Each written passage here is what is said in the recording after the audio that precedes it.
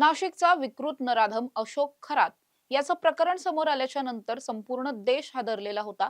त्यानंतर आता चक्क पुणे शहरामधून अशोक खरात पार्ट 2 समोर आलेला आहे. कारण पुणे शहरामध्ये सुद्धा अगदी अशोक खरात सारखीच मोडस असलेला एक बाबा गेल्या 25 वर्षांपासून स्थायिक असल्याची माहिती समोर आलेली आहे. वाघोलीमध्ये 10 वर्षांपासून त्याचा आश्रम आहे आणि आपण देवाचा अवतार असल्याचं सांगत गेल्या 25 वर्षांपासून तो अनेक महिलांबरोबर लैंगिक अत्याचार करत असल्याचा संशय सुद्धा व्यक्त केला जातोय. पुणे पोलिसांनी खूप मोठी कारवाई करत या बाबाला आणि त्याच्या साथीदारांना अटक केलेली आहे. हा बाबा नेमका कोण आणि त्याने आतापर्यंत नेमकं काय काय केलंय, त्याच्यावर कोणता गुन्हा दाखल झालाय, सगळंच जाणून घेणार आहोत. नमस्कार, मी समृद्धी आणि तुम्ही पाहताय टॉप न्यूज मराठी. पुण्याच्या खराडी परिसरामध्ये असलेल्या वाघोली भागातील उबाळे नगर नावाचा जो परिसर आहे, या उबाळे नगर मध्येच गेल्या 10 वर्षांपासून या बाबाचा आश्रम आहे. राधे मोहन मिश्रा उर्फ मिश्रा बाबा असं या बाबाचं नाव आहे. वय वर्ष आहे 59. त्याच्यासोबत त्याचे जवळपास 7 ते 8 सहकारी सुद्धा होते आणि या सगळ्यांकडूनच गेल्या अनेक वर्षांपासून पुण्यातल्या भाबड्या श्रद्धाळू भक्तांचं लैंगिक शोषण करायचं, मानसिक त्रास द्यायचा, आर्थिक फसवणूक करायची, असं एकंदरीत यांची मोडस असल्याची पाहायला मिळते. आता मुळात घडलंय काय, तर हे सगळं प्रकरण गेल्या अनेक वर्षांपासून सुरू आहे. मात्र पोलिसांचं या सगळ्याकडे कधी लक्ष गेलं नाही किंवा या प्रकरणामध्ये आणखी कुणी पीडित असतील तर या पीडितांनी कधी याविषयी कुठेही वाच्यता केली नाही किंवा तक्रारही दाखल केली नाही. मात्र या प्रकरणामध्ये एक पीडित महिला आहे, जिचं अक्षरशः आपण म्हणू शकतो 2009 पासून आतापर्यंत म्हणजे 10-15 वर्ष झालं ही महिला या बाबाच्या या सगळ्या त्रासाला, जाचाला सामोरं जात होती. आता मात्र तिला हे सगळं सहन होत नव्हतं. त्यानंतर तिनं धाडस दाखवून पोलिसात तक्रार दाखल केली आणि त्यानंतर या बाबाचा भांडाफोड झाला. मुळात काय घडलेलं आहे, तर हा जो बाबा आहे अर्थातच परप्रांतीय आहे, महाराष्ट्रातला नाहीये. त्याचे जे साथीदार आहेत हे सुद्धा सगळे परप्रांतीय आहेत. कुणीही यांच्यातलं महाराष्ट्रामधलं नाही. आणि जी माहिती समोर येतेय त्यानुसार हा बाबा गेल्या अनेक वर्षांपासून, अनेक दशकांपासून राज्याच्या, देशाच्या वेगवेगळ्या शहरांमध्ये जातो आणि तिथे अशाच पद्धतीची भोंदूगिरी करतो, असं देखील समोर आलं. गेल्या जवळपास 2 दशकांपासून तो पुण्यामध्ये वास्तव्याला आहे. पुण्यातल्या याच खराडी वाघोली भागामध्ये तो राहायला आहे आणि त्यानं काय केलेलं होतं, तर उबाळे नगरच्या या परिसरामध्ये गेल्या 10 वर्षांपासून त्याने जमिनीच्या खाली अंडरग्राउंड असं एक आश्रम तयार केलेलं होतं. सहसा कुणी वर जर वरतून पाहायला जर आलं किंवा एखादा नवीन माणूस आला, तर त्याला कदाचित आतमध्ये हे सगळं आश्रम वगैरे आहे अशी माहिती सुद्धा पडणार नाही. इतक्या गोपनीय पद्धतीने हे सगळं आश्रम जे आहे ते तयार करण्यात आलं होतं. जमिनीच्या आतमध्ये जरी आश्रम असेल तरी सुद्धा आत गेल्याच्या नंतर मात्र सारं काही अगदी आलिशान होतं. अगदी टिपटॉप आश्रम त्यानं तयार केलेला होता आणि याच आश्रमामध्ये बसून तो अनेक भक्तांना आपण दैवी अवतार असल्याचं सांगायचा.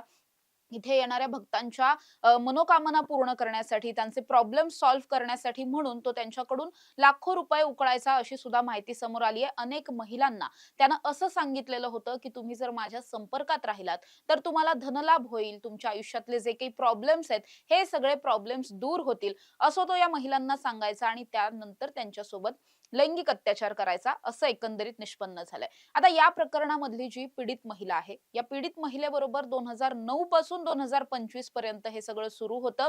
कौटुंबिक काही अडचणी आहेत, प्रॉब्लेम्स आहेत. हे प्रॉब्लेम सॉल्व्ह करण्याच्या नावाखाली या महिलेची आर्थिक, मानसिक आणि शारीरिक सुद्धा फसवणूक केली गेली.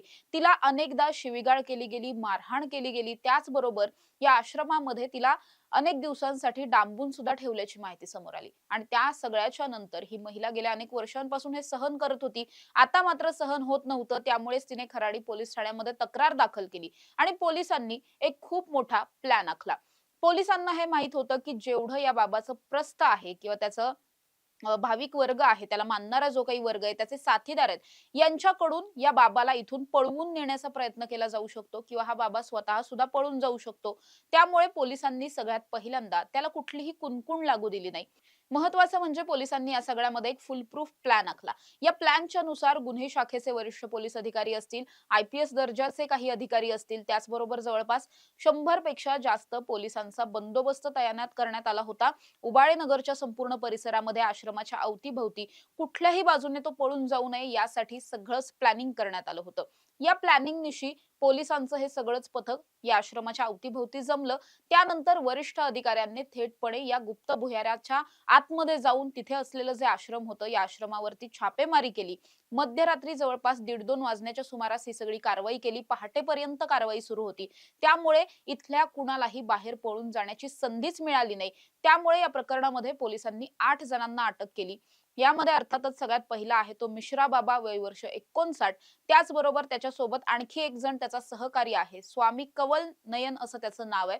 तो सुद्धा आहे जवळपास 58-59 वर्षांचाच आहे. या व्यतिरिक्त अनेक महिलांना ताब्यात घेतलंय. 6 महिला आहेत. या 6 ही महिला एकमेकींच्या बहिणी किंवा अशा काहीतरी नातलग असलेली ही सगळी नावं आहेत. महिलांची नावं अर्थातच डिस्क्लोज करता येत नाहीत. मात्र या सगळ्या ज्या महिला आहेत त्या सुद्धा सगळ्याच परप्रांतीय आहेत आणि या सगळ्यांकडून मिळून हे सगळं रॅकेट चालवलं जात होतं असं निदर्शनास आलं.